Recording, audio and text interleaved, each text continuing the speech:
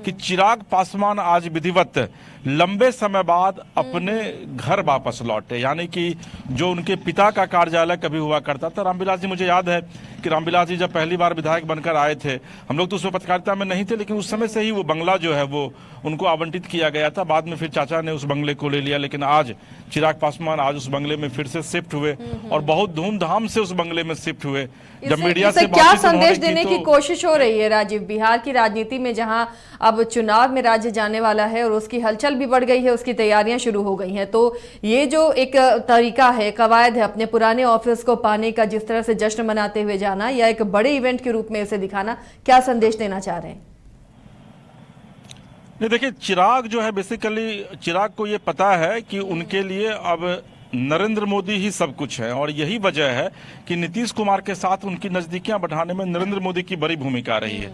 कहा यह भी जा रहा है कि चूंकि पहले चिराग के चाचा पशुपति पारस को वो बंगला नीतीश कुमार के कहने पर ही आवंटित की गई थी, लेकिन जब चिराग की नजदीकियां बढ़ी नीतीश कुमार से, तो ऑब्वियसली नीतीश कुमार यह चाहेंगे कि भाई पारस से ज्यादा महत्वपूर्ण चिराग हैं, क्योंकि चिराग जो है वो ऐसे भी कहा जाता है कि नरेंद्र मोदी के दो हनुमान, साउथ में बिहार में चिराग पासवान और साउथ में पवन कल्याण।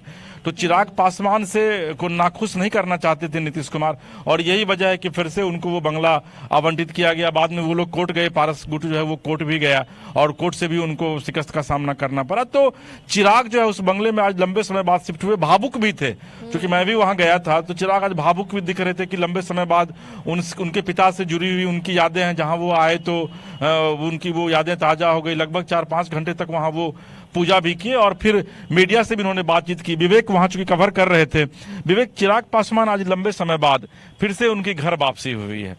लड्डू भी खिलाया आप लोगों को चिराग पासवान ने, और काफी भावुक भी थे, खुश भी थे। क्या कुछ कहा उन्होंने?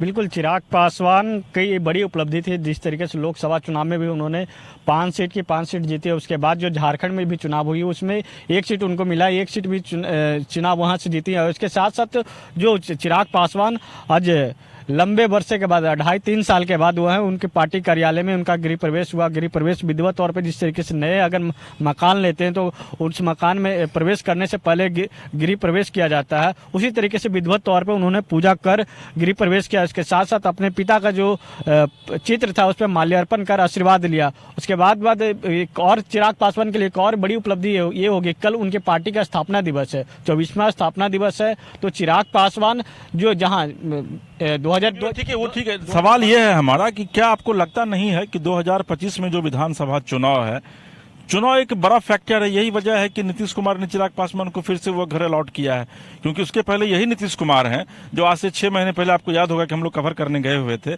ये बंगला जो है पशुपति पारस को दिया गया था। फिर ऐसी क्या वजह हुई कि ये बंगला चिराग पासवान को वापस मिल गया? बिल्कुल, 2020 का याद होगा, 2020 में किस तरीके से चिराग पासवान ने जो जदयू को डैमेज किया था। उस समय एनडीए के साथ में जदयू भी चुनाव लड़ी थी, उसके साथ साथ चिराग पासवान भी थे, लेकिन चिराग पासवान का अलग रुख था। और उस समय पशुपति पारस थे, साथ में रामविलास जी के निधन होने के बाद उसी समय जब विधानसभा का चुनाव चल रहा था, उसी समय रामविलास जी का निधन हुई थी कोरोना काल में।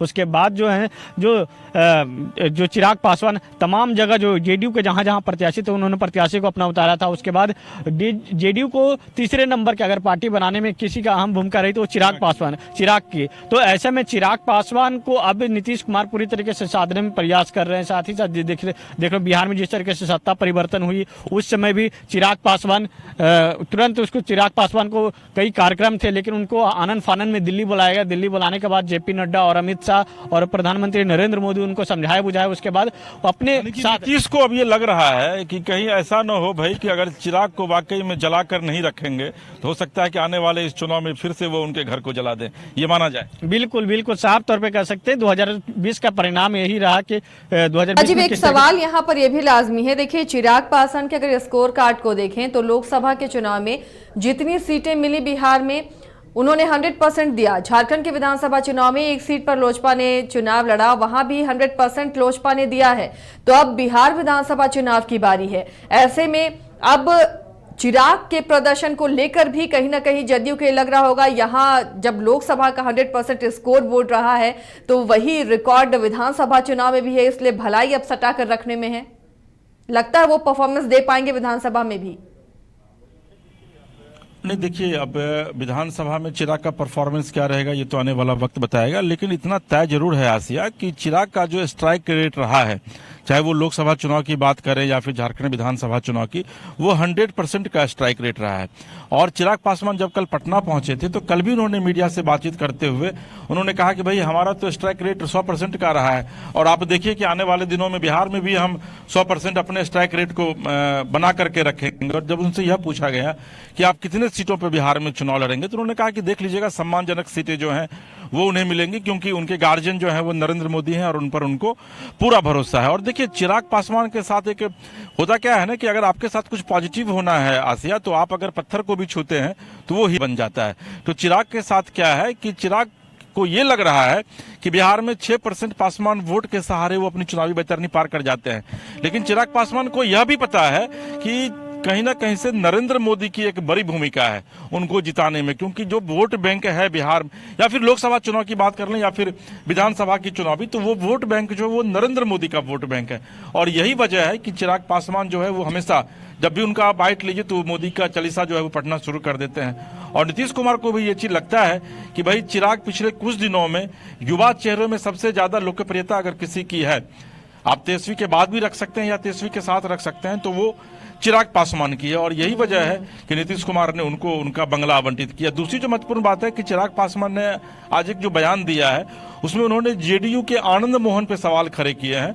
उन्होंने कहा है कि भाई आनंद मोहन जो अनर्गल बयानबाजी कर रहे हैं, जबकि वो कोई बड़े राजनेता अब नहीं है, ना वो चुनाव लड़ सकते हैं, लेकिन उनके परिवार के लोग निश्चित तौर पर राजनीति में हैं, लेकिन जेडीयू की तरफ के वो नेता है और वो जो बयान दे रहे हैं उस पर उन्होंने आपत्ति दर्ज करवाया है। और उन्होंने कहा है कि जेडीयू को इस पूरे मामले में जो है वो हस्तक्षेप करना चाहिए, नहीं तो इससे रिश्तों में तलखियां जो है वो आने वाले दिनों में बढ़ सकती है। जानवी सिरामिक्स से करें टाइल्स, ग्रेनाइट, सैनिटरी वेयर की 50,000 से अधिक की खरीदारी और पाए 5 खास कूपन के जरिए जीएसटी काटकर 4 साल के अंदर पूरी राशि वापस। जानवी सिरामिक, हुर मोड़, डाल्टनगंज, शाहपुर रोड, गढ़वा, झारखंड। शर्तें लागू।